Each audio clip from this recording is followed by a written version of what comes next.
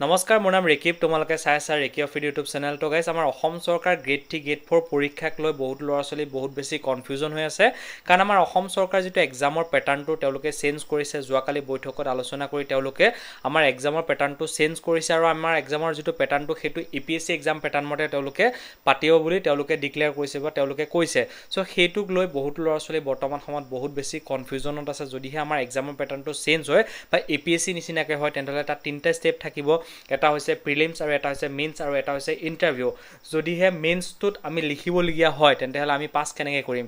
যদিহে এপিএসসি মতে এক্সাম প্যাটাৰ্নটো হয় তেনহলে আমাৰ এক্সামটো বহু বেছি হাৰ্ড হ'বলৈ গৈ আছে হেতুক লৈ বহুত বেছি কনফিউজনত আছে সো এই ভিডিওটো তোমালোকে ভালদৰে চোৱা তোমালোকৰ মনত যিখিনি ডাউট আছে বা যিখিনি ভয় সোমাই গৈছে সেইখিনি ভয় ক্লিয়াৰ হৈ যাব তো এক্সামৰ প্যাটাৰ্ন আৰু সিলেবাসক লৈ যদি তোমাৰ কিবা কনফিউজন আছে ভিডিওটো ভালদৰে চোৱা সকলো ক্লিয়াৰ হৈ যাব আৰু ভয় খাবলগিয়া একো নাই এই যেটো এক্সামটো এইটো নৰমাল যেনেকৈ আমাৰ এক্সাম হয় তেনেকুৱাকে হ'ব খালি নাম দিয়া হৈছে বা ইয়াৰ যেটো প্যাটাৰ্নটো হ'ব হেতু এপিএসসি প্যাটাৰ্ন মতে হ'ব আমি ভয় খাইছো এই কাৰণে কাৰণ এপিএসসি যেটো এক্সামটো হেতু বহু বেছি হাৰ্ড এক্সাম বুলি আমি মানি লওঁ কাৰণ কিয় আমি এপিএসসি এক্সামটো আমাৰ অসমৰ ভিতৰতে সকলোতকৈ এটা ডাঙৰ এক্সাম যেটো এক্সাম দিয়াৰ পিছত আমি এজন এসিএস হ'ব পাৰো বা এপিএস মানে ডিএসপি হ'ব পাৰো এনেকুৱা ধৰণৰ ডাঙৰ যিবোৰ পোষ্টবোৰ হেনেকুৱা ধৰণৰ পোষ্টত আমি চাকৰি পাব পাৰো যদি আমি এপিএসসি পৰীক্ষা দিওঁ এতিয়া যেটো প্যাটাৰ্নটো যেহেতু এপিএসসি নিচিনাকে হ'ব বুলি আমি শুনিছো সেই কাৰণে আমি ভয় খাইছো যে আমাৰো কি জানি বহু বেছি হাৰ্ড আহিব নেকি বা বহু বেছি টাফ হৈ যাব নেকি এনেকুৱা হয়তো আমিও ভয় খাইছো কিন্তু মই তোমালোকক এইটো কথা কওঁ যে আমাৰ প্যাটাৰ্নটোহে এপিএসসি নিচিনাকে হৈছে কিন্তু আমাৰ যিবোৰ সিলেবাসবোৰ আগতে যেনেকৈ আছে তেনেকৈ আছে আমাৰ সেই সিলেবাস মতে আমাৰ কোৱেশ্চন আহিব আমাৰ এনেকুৱা নহয় যে আমাক বহু বেছি টান কোৱেশ্চন দিব বা বহু বেছি আমি লিখিবলগিয়া হ'ব হেনেকুৱা তোমালোকৰ নহয় চিন্তা নকৰিবা আগৰ যেনেকৈ এক্সাম হৈছে তেনেকুৱাকে হ'ব কিন্তু যেহেতু এক্সামৰ প্যাটাৰ্নটো চেঞ্জ কৰিছে সো এক্সামৰ অলপ প্ৰসেসটো বেলেগ হৈ যাব আগতে যেহেতু আমাৰ দুটা স্টেপ আছিল এতিয়া আমাৰ তিনটা স্টেপ হৈ গ'ল দুটা স্টেপ মানে কি যেহেতু এপিএসসি যেটো এক্সাম প্যাটাৰ্ন তাতে আমাৰ আছে প্ৰিলিমছ আছে তাৰ পিছত মেইনছ তাৰ পিছত ইন্টাৰভিউ হয় ঠিক তেনেকৈ আমাৰ যোৱাবাৰ আছিল আমি এটা এক্সাম দিব লাগে যেটো আমি ধৰিলো আমি প্ৰিলিমছ বুলি ক'ব পাৰো প্ৰিলিমছ দি পেলাই ডাইৰেক্ট ইন্টাৰভিউ দিব লাগিছিল আগতে যোৱাবাৰৰ কথা কৈছো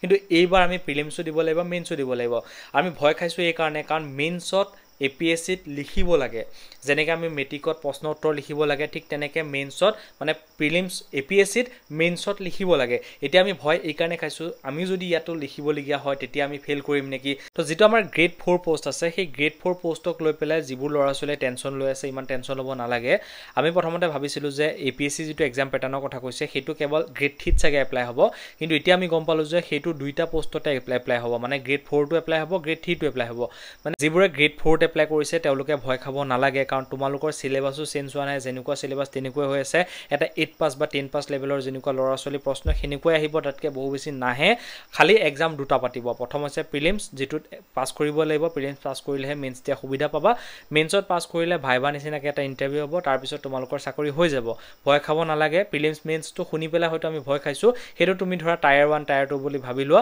একো ভয় খাবলগীয়া একো নাই যিখিনি ল'ৰা ছোৱালী ভালদৰে পঢ়া-শুনা কৰি আছে তেওঁলোকে ভয় খাবলগীয়া একো নাই কোৱেশ্চন যোৱাবাৰ নিচিনাকৈ আহিব সেম আহিব হেনেকুৱাকৈ আহিব এবাৰ দুটা এক্সাম হ'ব যোৱাবাৰ এটা এক্সাম হৈছিল কথা সিমানে ঠিক আছে আৰু গ্ৰেড 4 পোষ্টত কোনো ধৰণৰ নিগেটিভ মাৰ্কিংও নাই তোমালোকে ভয় খাব নালাগে কিন্তু যিবোৰে এপ্লাই কৰিছে গ্ৰেড 3 পোষ্টত তাতো ভয় খাব নালাগে সিলেবাস চেঞ্জ হোৱা নাই আগৰ মতে সিলেবাস আছে এপিএসসি প্যাটাৰ্ন মতে হলেও এপিএসসি নিচিনাকৈ প্ৰশ্ন নাহে আমাৰ যেটো কোৱালিফিকেশন আছে সেই কোৱালিফিকেশনৰ ৰিলেটিভলি আমাৰ এক্সামত কোৱেশ্চনবোৰ আহিব ইয়াতে যেটো আমাৰ গ্ৰেড 3 বুলি ক'লে ইয়াতে তিনটা স্টেপ আছে গ্ৰেড 3 প্ৰথমতে আছে গ্ৰেজুৱেচন লেভেল এটা হৈছে 12 পাস লেভেল আৰু এটা হৈছে ড্ৰাইভাৰ পোষ্ট মানে গ্ৰেড 3 লেভেলতে গুটেখিনি সোমাই যায় ডেটো ঠিক তেনেকৈ তিনটা দি দিছে ন ইয়াতে 15 আছে 22 আছে 29 আছে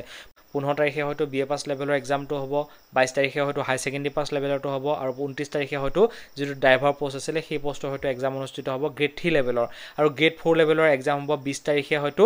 যিবোৰ মেট্ৰিক পাস লেভেলৰ তেওঁলোকৰ হ'ব আৰু যিবোৰ 27 তাৰিখে হয়তো 8 পাস লেভেলৰ যিবোৰ এপ্লাই কৰিছিল তেওঁলোকৰ হয়তো এক্সাম অনুষ্ঠিত হ'ব গ্ৰেড 4ত তো ইয়াৰ ডেট যেহেতু অলৰেডি ডিক্লেয়াৰ হৈ গ'ল প্ৰিলিমছৰ আৰু মেইনছৰ ইয়াৰ পিছতে আকৌ নেক্সট ডেট তেওঁলোকে দিব বুলি কৈছে এতিয়ালৈকে হেতু ডেট দিয়া হোৱা নাই আৰু যেটো আমাৰ গ্ৰেড 3 যেটো এক্সাম হ'ব সেই এক্সামটো প্ৰথমতে যেটো প্ৰিলিমছ এক্সাম হ'ব সেই প্ৰিলিমছ এক্সামটো যেটো সকলোৱে দিব সেই এক্সামটোত পাস কৰাৰ পিছত আপোনালোকৰ মেইনছ হ'ব আৰু প্ৰিলিমছৰ কাট অফটো বহু বেছি নাযাব কাৰণ হয়তো এবাৰ প্ৰিলিমছত তোমালোকৰ নিগেটিভ মাৰ্কিং থাকিব আৰু প্ৰিলিমছটো হোৱাৰ পিছত মেইনছ হ'ব আৰু মেইনছত তোমালোক যদি APSC প্যাটাৰ্ণ মতে আমাৰ মেইনছ এক্সামটো হয় তেন্তে হলে তোমালোকে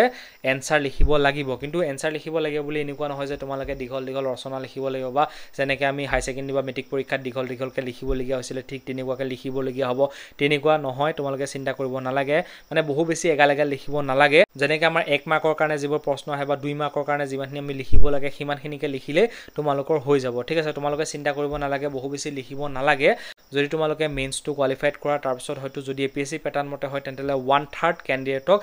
ইন্টাৰভিউ কাৰণে মাতা হ'ব মানে এটা পোষ্টৰ এগেইনষ্টত 3টাকে ইন্টাৰভিউ কাৰণে মাতা হ'ব এইটো হৈছে তোমালোকৰ এক্সাম প্যাটাৰ্ণ আৰু তোমালোকে চিন্তা কৰিব এই কাৰণে নালাগে কাৰণ তোমালোকৰ খালি নামটো চেঞ্জ হৈছে যে তোমালোকৰ APSC প্যাটাৰ্ণ মতে এক্সাম হ'ব কিন্তু এক্সামটো তোমালোকৰ সেম আগৰ নিচিনাই হ'ব তাত কোনো ধৰণৰ সিলেবাস চেঞ্জ হোৱা নাই সিলেবাস সেম হৈ আছে যিখিনি পঢ়িবলগীয়া আছে সেইখিনি পঢ়িলেই হৈ গ'ল খালি এক্সাম দুটা দিব লাগিব কথা সিমানে এতিয়াও তোমালোকৰ হাতত 2 মাহ সময় আছে কিন্তু এটা কথা মই তোমালোকক কৈ দিওঁ MCQ বেস নপঢ়িবা তোমালোকে কনসেপ্ট ক্লিয়াৰ কৰি পঢ়িবা তেতিয়াহে তোমালোকে এই এক্সামটো কোৱালিফাইড কৰিব পাৰিবা ঠিক আছে